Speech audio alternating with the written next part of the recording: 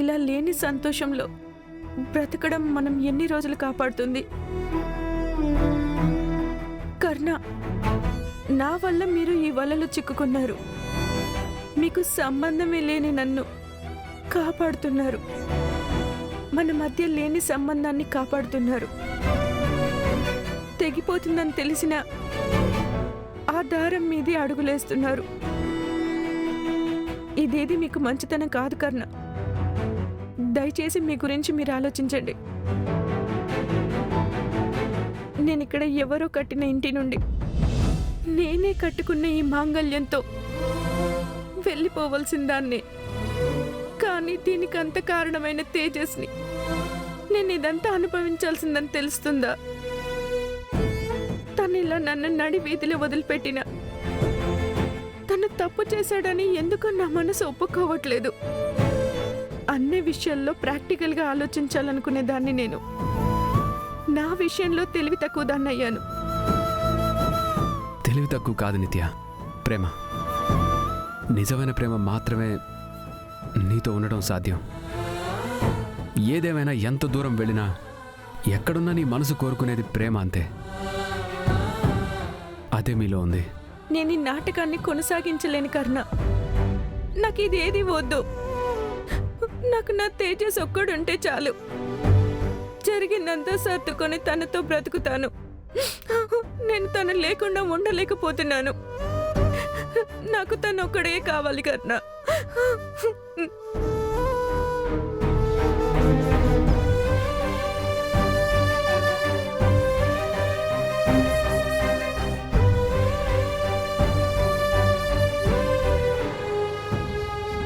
ఇంకా ఎన్ని రోజులు ఏగలు తొలుతూ ఊరుకుంటారు డాడ్?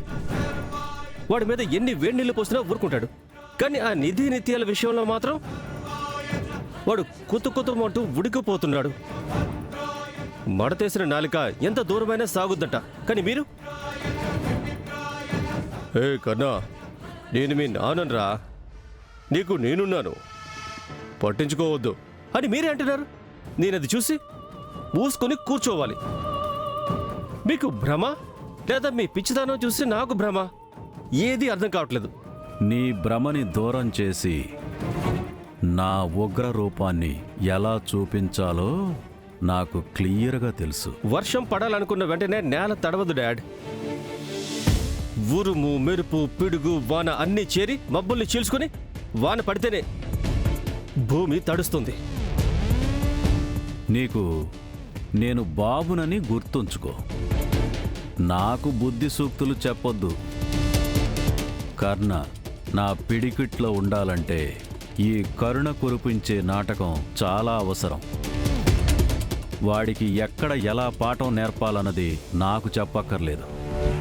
నువ్వు నీ నాలుకని హద్దుల్లో ఉంచుకో.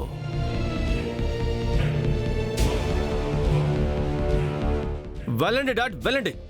ఆ కర్ణని ఎదిరించి తోక కత్తిరించమంటే నా నోరు మూయిస్తున్నారు.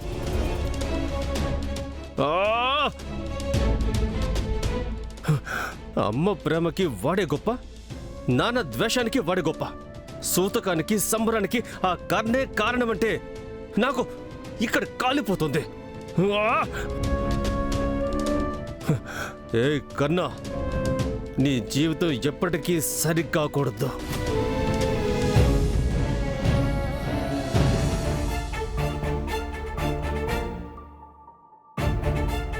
వెయ్యి మంది వెయ్యి మాటలంటారు.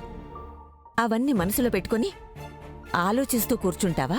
వెయ్యి మాట్లాడినా అనే విషయం ఒకటే అయినప్పుడు మనసు మాత్రమే కాదు, రాతిబండ కూడా పగిలిపోతుందే. అందుకని నువ్వెప్పటికీ ఇలాగే కూర్చుంటావా? జరిగింది తలదించుకునే విషయం అలచ్చి, కాని మర్యాదే ఎక్కువని బ్రతుకుతున్న మనకి అది జీర్ణించుకోలేకపోతున్నాం. నేను నిత్య మీద అరిచాను నిజమే, కాని ఆ పిల్లది ఏముందే తప్పిందులో? ఎంత జీవితం చూసినా నేనే తేజస్ విషయంలో తడబడ్డాను. ఇక ఆ పిల్ల ఏం చేయగలుగుతుంది చెప్పు? వదిలి వెళ్ళిపోయింది అతనే అయినా అపవాదు వచ్చింది దీని మీదకే కదా.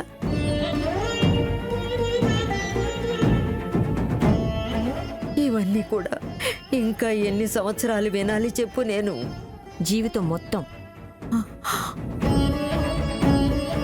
ఎందుకిలా మాట్లాడుతుందనుకుంటున్నావా? ఇక తేజస్ పారిపోయాక నిత్య గురించి చెడుగానే మాట్లాడతారు.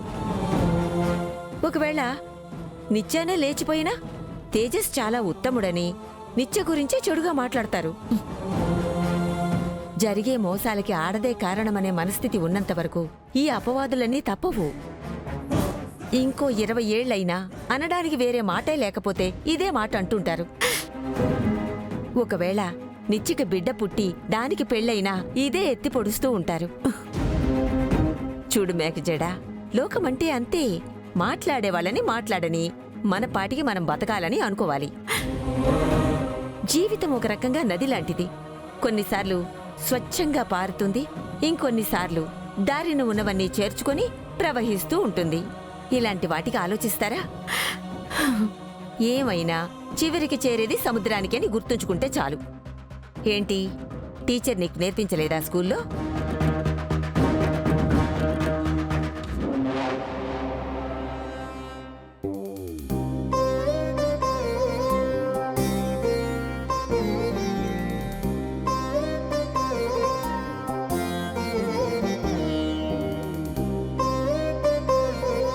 అక్క,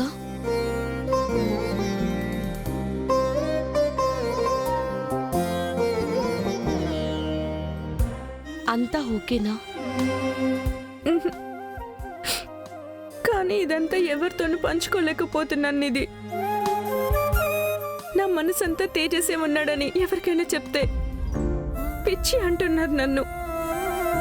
ప్రేమించిన వాణ్ణి కోల్పోయిన బాధ ఎవరికీ అర్థం కాదు. ఏడవద్దక్కా.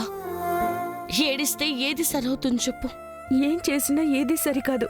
దానివల్ల మనసు తేలికపడదు. ఏడిస్తే ధైర్యం కూడా తెచ్చుకోలేము. ప్రేమ కలిగించే నొప్పి నీకు తెలీదు. నిధి, నీకు తెలీదు.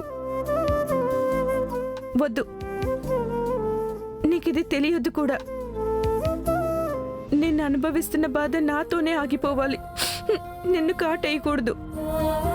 నా చెల్లి సంతోషంగా ఉండడమే నాకు ముఖ్యం.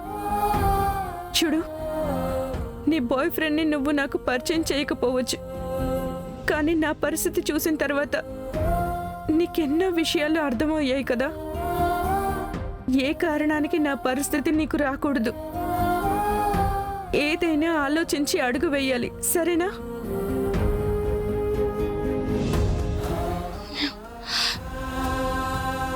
ఇక ఆలోచించడానికి ఏముందక్క?